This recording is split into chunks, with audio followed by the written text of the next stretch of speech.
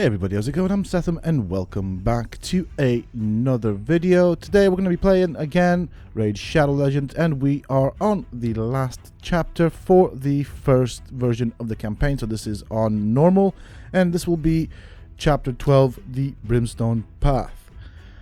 Once again, I have been doing some work behind the camera, and so the event, as you can see, is going quite well in my favor. I have claimed my the red gems. So I got what I wanted. I got some new champions as well, and as you can see, I got lucky. I got all of the starting champions. Did not even expect that. So the way it worked out, as I was saying before, the aim of the game was to get on to the second position, get the gems, total them up with what I currently had, and then buy some blue shards with those gems that I earned through grinding, which kind of feels, I don't know, they're so hard to get. It's a bit, yeah. And then we got this guy right here. We got Executioner. Don't know what to do with him. I will obviously consider him. He does do a good job of manipulating the turn meter, so he will have some uses. I might put him aside for later uses. I still need to join a clan, as you can see, but at the moment that is not on my top list priority. So he's not at the top of my list of priorities, is what I meant to say. My English is bad. Was the sinister prophecy of the demon priest but a sham to prevent them from blazing a trail to the source of evil? Whatever the outcome, our four heroes had no choice but to approach the Brimstone Path that led to the very source of the shadow.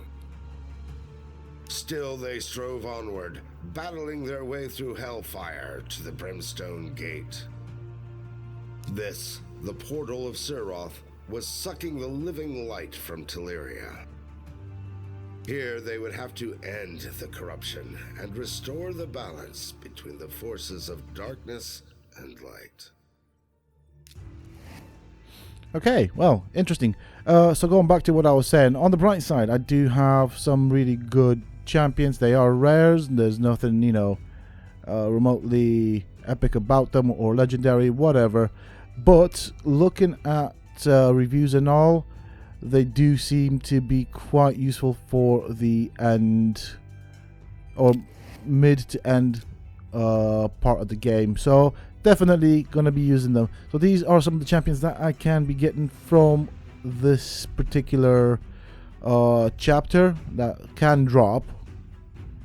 It'll be interesting to see if we get anything in this run. Obviously, with how I progress through the game, seeing as I'll probably be repeating this level, this stage over and over again, I might get them at some point. But they are rare drops that do drop quite rarely, and so of course that means that I might see them, but not in this video. So we'll see what happens. As you can see, I have bumped up Kale's level and skills and stuff like that. So I've been doing some dungeons and stuff to get the potions, to get him going up, because that's what we need. We do want to have some sort of an advantage. Now I could have leveled up another of the champions, and I think at some point I will try and combine some other champions to see how they work together. This is one of those things, I mean, there are plenty of guides out there already, but I prefer to learn from my own mistakes. Now obviously I'll watch them and keep in mind what people say. Sometimes YouTubers just put out content for the purpose of getting views and money. Sometimes the information isn't always correct. Now I always try and make my information as correct as possible, and I will always reference it to what I know works. Now this is a very skilled sort of game. You need to kind of understand what the champions do, and I'm still learning them. There's a lot to learn, which is quite nice. I do like that. so it's quite a in-depth game. And so going back to the champions that I've got, I was thinking of trying to combine Elaine with Kale as a 2 champion sort of thing to kind of grind out XP money. And obviously I will at some point have to level up lesser champions, so that would be the common and uncommon ones, to use them as food for the rares and epics and legendaries. So the reason I'm thinking of using Elaine, and I'm using Elaine for, or I'll be using Elaine for the campaign, is because she has an AoE. And most of the waves that you'll be fighting, or rounds as they're called in this game, will consist of multiple NPCs. So obviously that is where she'll shine for me. She'll be a AoE damage dealer, and so that combined with Kale should pretty much sort out my problems. Now, I'm not sure what to expect from the future levels, if so to speak, or what to expect from the hard version of this or the nightmare version. I might need at that point to look at a turn meter manipulation system. So I'd like to try and go with Kale all the way to 60. That would be amazing. That would be good. Although, if you think about it, getting Kale to 60 is a bit of a challenge. So obviously he's already a 5-star champion. At 5 stars you can achieve a maximum of 50 levels. To get him to level 60 he has to get to level 50, and then I'll need 5 champions with 5 stars, and as you can see I don't have any of them. So that means if I do go with the common champion, then I'll have to take him up to level 10, then star him up again to 2 stars, then he starts all over again with his XP, so you have to level him up again to level 20, then use 2 champions to level him up to 3 stars. Then obviously that will mean he'll go up to level 30, so I have to level him up to level 30, and all that way until I get to the 5 stars. So that's going to be a massive grind, bearing in mind that I will need 5 of them. So it's going to be a lot of hard work there, but at the moment I've spent a lot of bucks on Kale to get his abilities to hit harder, and I think after this I'll have to have a look at re-gearing him somehow. Now I want to focus primarily on crit rate, so I want to get that up to 100. That'll be one of my goals, or as close as possible to 100. And I think the next one that I want to do in terms of stats for Kale would be the crit damage, so I want that to be at least 100. It's going to be difficult because the stuff that drops at this point isn't all that great, so getting that is going to be a bit of a pain. Again, a grind, and I think once I get those 2 I will be looking at some way of increasing damage. So I really want Kale to be a nuker as much as possible. Combine that with the debuff dot that he has, the poison, that should do alright. And I think from what I've been looking at, and I've been watching some streamers as well as I've been playing and grinding to kind of understand the game and how they play the game and see if I can learn anything from them. The way the clan boss works, and I will be looking at a clan boss. I definitely want to do the end game content, so clan boss is on my list of things to do, and so Kale's going to be very useful for his poison dots. So he's got 2 attacks with poison dots, so I think accuracy will be important and a way of increasing damage. I do want him to constantly, continuously... Oh, hey, this is one of the champions we've been looking at. That's good. That's good.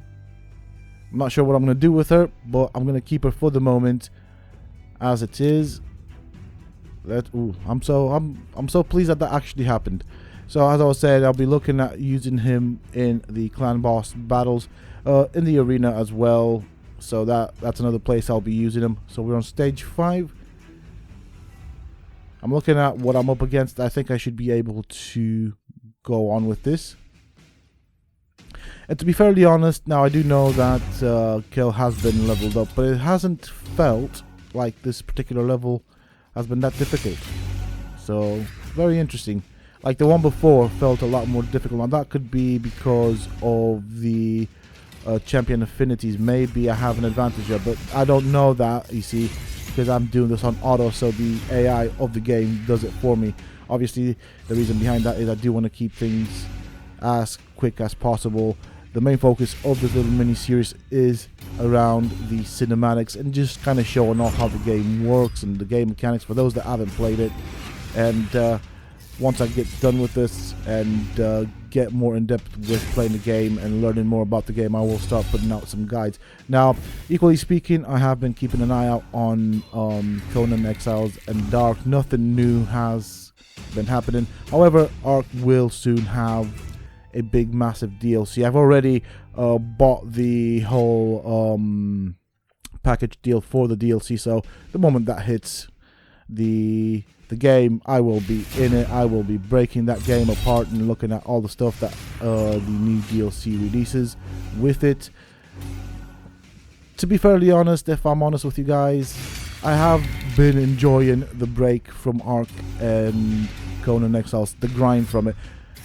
I kind of miss it at this point, but equally speaking, this is a bit of a game where it does require quite a bit of a grind, so I have been grinding it out quite a... Ooh, I knocked something over, dear me. But I have been grinding it out. I have been trying to get as far as I can, as fast as I can, for the purposes of making these videos. I did kind of expect it to take me, or tried to aim for 2 days to finish the normal version of the campaign. I'm slightly over that, so it's kind of this is like the 3rd day, but like I've only just sat down and started playing it, so it hasn't been that bad. I've done it, it was doable. I've not had any issues with energy as it currently stands. I've had more than I could use, but I reckon that's going to change at some point down the end of this game. But obviously, once you run out of energy, it does regenerate, and there's other stuff to do. There's a clan boss, there's the faction wars, which I'm not quite sure what's going on there, so there's always that to look at. There's what else is there? That doesn't require energy. There's the PvP battle, so there's the arenas. There's definitely quite a few things to do. And obviously, from the PvP battles, you can use those points to add into the Great Hall, which will, of course, then kind of contribute to the classes that you play with. Now, it's got all 4 classes, and you kind of get a boost in whatever you choose to put the point in, if that makes sense, and that boost seems to be permanent and all around for that specific class. So say if it's a Void Affinity champion, all your Void Affinity champions will get to benefit from those points that you invest in the Great Hall. So that's a thing that I'll be doing in the background as well. I'll be keeping my eye on that, and here we are with the boss. Let's see what this guy can do. Ooh. That sound was nice. Sounded bigger than it was because he didn't really hurt that much. Now that hurt. Whoop. Oh dear. Thank God I've got so many healers. So many heals coming actually. Not just off the healers, it's also the sets that they're carrying, so. Oh, there we go. There she goes.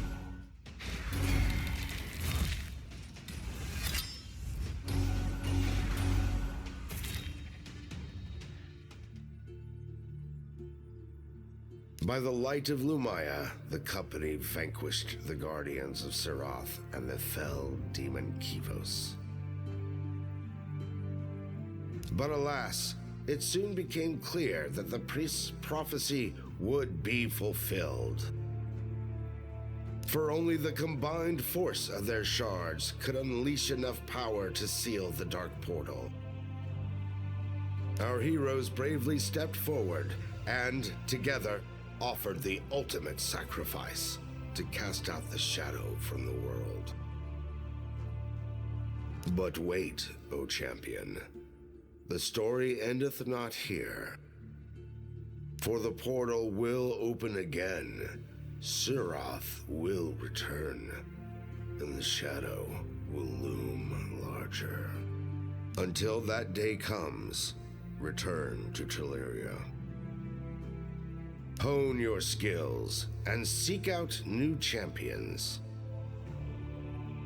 You will need them all soon enough. That sounds interesting. Alright, so I've not actually lost my... Oh, hey, nice. Void Shard. And a ring, which doesn't really look to be very useful. But I like the way it ended. It sounds like there's more coming, which is good. And we've got a Void Shard. I kind of want to use it, but I'm afraid to use it because I'll probably get something rubbish. You know, RNGesus isn't always on my side. That's why I don't gamble very much. I suppose playing these games is a form of gambling to some extent. But, yeah, we'll see. So let's have a look at what's going on here. Oh, I've got some rewards that I want to pick up at the bottom there, so I'll do that at some point. I will need to 3-star all of these to completely get another Void Shard. I'll get that. I'll take the reward. Okay, so there's quite a bit of work ahead. But that is it for this video, folks. I do hope that you have enjoyed it. And if you have, please don't forget to support me in the channel by hitting that like button. Subscribe to the channel if you're new and haven't already for more similar content from myself. And if you have just subscribed, why not check out some of my other videos and guides here on this channel? Who knows, you might just enjoy them. Also, for those interested, you can always find me on the Sethum Discord. Links to this, of course, you can find down below in the video's description, as well as in a pinned comment from myself. Until next time, stay safe, folks.